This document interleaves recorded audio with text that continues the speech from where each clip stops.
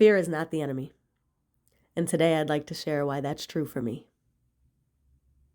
Once I stopped treating fear like an obstacle, there's something I had to accept. And I didn't accept it gracefully. I accepted it reluctantly. Every time I didn't listen to my fear, I abandoned myself. Every single time. And what finally broke me open wasn't the pain that followed. It was realizing that my body had always warned me first. When I say fear, I want to be clear about what I mean. I'm talking about the moment before thought, before emotion.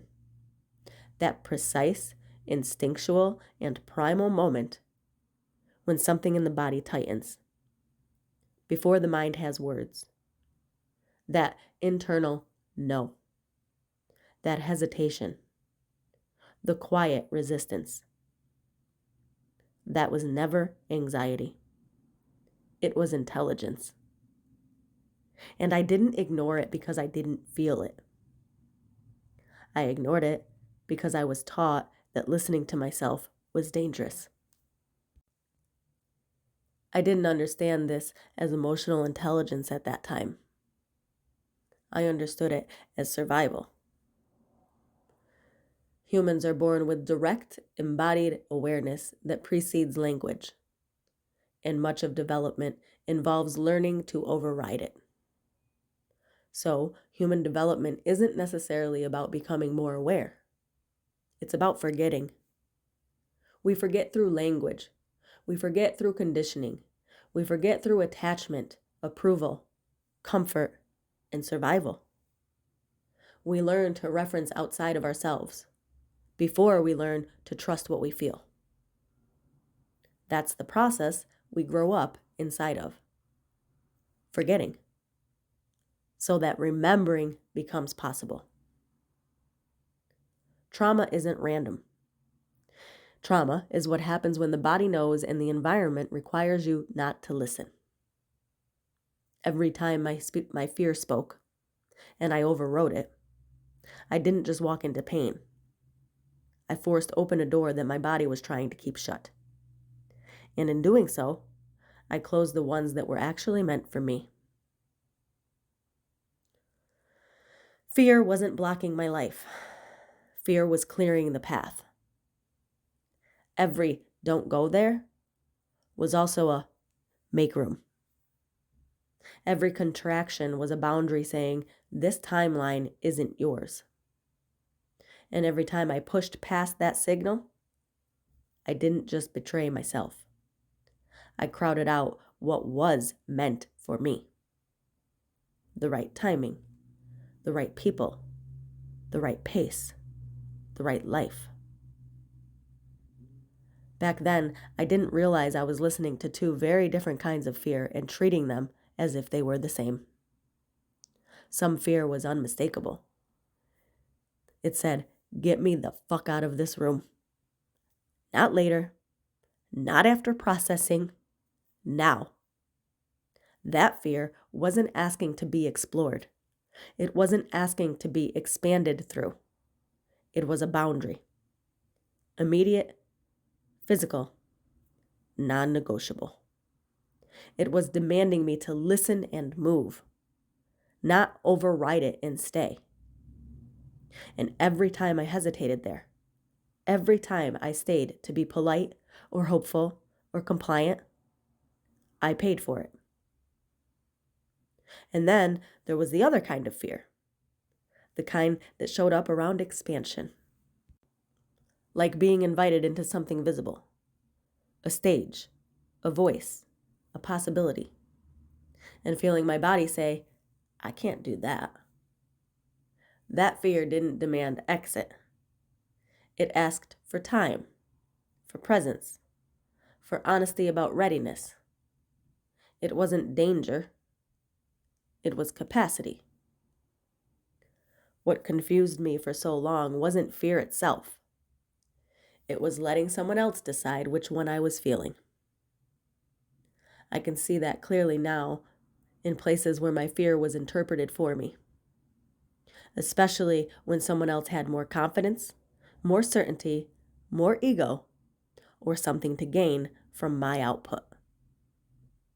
In those moments, my body would speak, and someone else would translate it into weakness, limitation, or something to override.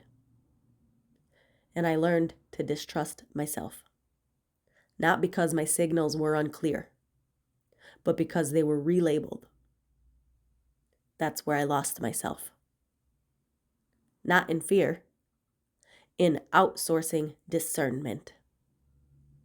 Fear was never asking me to perform courage. It was asking me to stop violating myself and to know the difference between a boundary and an edge. Another thing I didn't understand back then was the difference between fear that was real and fear that was imagined. Real fear lived in my body. It was quiet, immediate, specific. It didn't spiral or argue or tell stories. It just said no, or leave, or not this. Imagined fear lived in my mind. It was loud, repetitive, hypothetical. It spoke in futures that hadn't happened yet. What if I fail? What if I disappoint? What if I lose something? What if I get more of the same of what I don't want? Those two fears feel completely different. But for a long time, I treated them as the same. When I ignored real fear, I crossed a line my body was clearly drawing. When I obeyed imagined fear, I shrank my life to avoid discomfort that never actually arrived. And that's the part that matters to me now. Real fear does not flood me. It doesn't demand reassurance. It doesn't need to be analyzed. Real fear is felt, sharp, fast, and clean. Imagined fear is noisy, mostly in the mind, and feelings cannot be truly felt or trusted in these moments. And when I learned to tell the difference, something shifted. Not because I became more courageous, but because I stopped confusing intuition with anxiety and protection with projection. I can now trace every pattern in my life back to a moment where fear spoke clearly, and I decided someone else knew better. Every relationship where I shrank, every role where I performed, every place I stayed way too long. None of those began with confusion. They began with a clear internal signal that I didn't honor.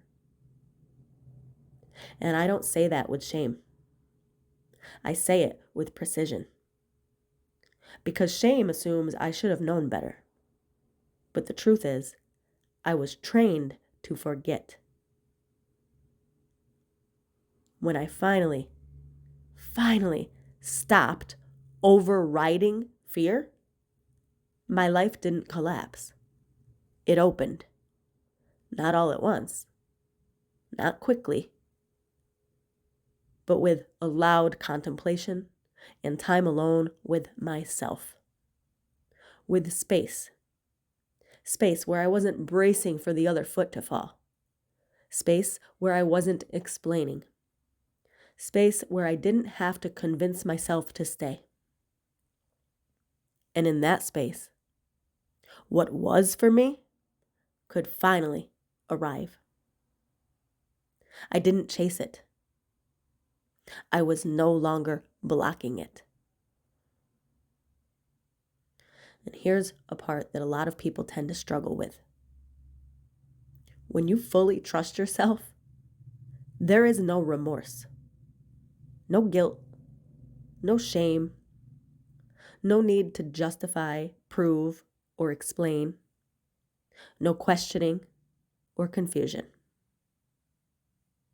Remorse only exists when you believe someone else should have had more authority than your own knowing. And I don't believe that anymore. Fear didn't ruin my life. It protected it.